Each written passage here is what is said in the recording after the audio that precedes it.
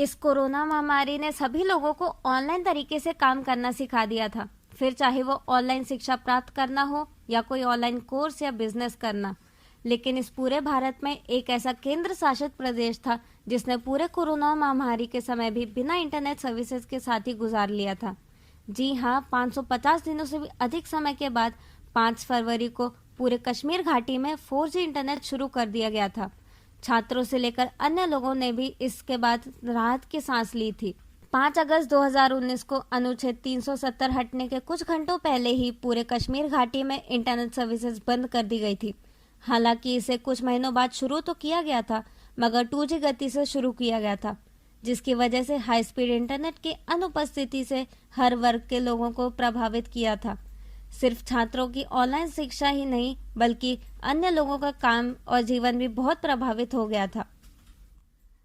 लेकिन कश्मीर में इंटरनेट की रुकावट के बाद जल्द ही कोरोना महामारी सामने आ गई थी।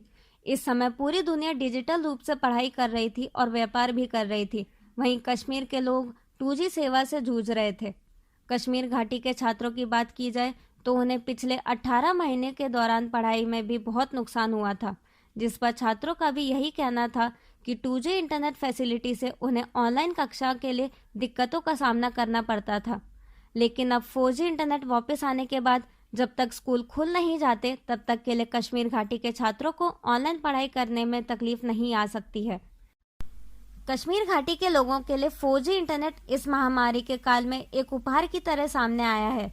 वहीं अगर हम IT सेक्टर की बात करें तो सब जानते ही हैं, पूरा IT सेक्टर इंटरनेट पर ही निर्भर रहता है।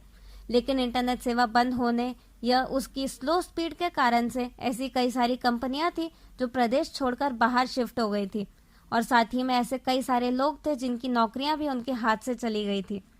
मगर अब 4G इंटरनेट सेवा वापस आने के बाद IT सेक्टर की कंपनियों को वापस से कश्मीर में ही अपने ऑपरेशन शुरू करने और बेरोजगार लोगों को अपने रोजगार वापस मिलने की उम्मीद जग चुकी है। अंत में अगर हम मीडिया संगठन की बात करें तो उनके लिए भी कठिनाइयां तो जरूर आई होंगी। हालांकि समाचार की रिपोर्टिंग धीमी गति के इंटरनेट सेवाओं से प्रतिकूल रूप से प्रभावित भी हुई होंगी। अब जब कश्मीर में 4G इंटरनेट शुरू कर ही दिया है तो अब कश्मीर भी देश के बाकी हिस्सों की तरह बराबर हो चुका है। अब आशा है स्थानीय लोगों का जीवन भी फिर से स्थिर हो चुका होगा। अब खबरों से लगातार अपडेट रहना हुआ आसान। BRG न्यूज आपके मोबाइल स्क्रीन पर। आज ही BRG न्यूज की mobile app Google play store और ऐप स्टोर से डाउनलोड करें और खबरों से लगातार जुड़े रहें।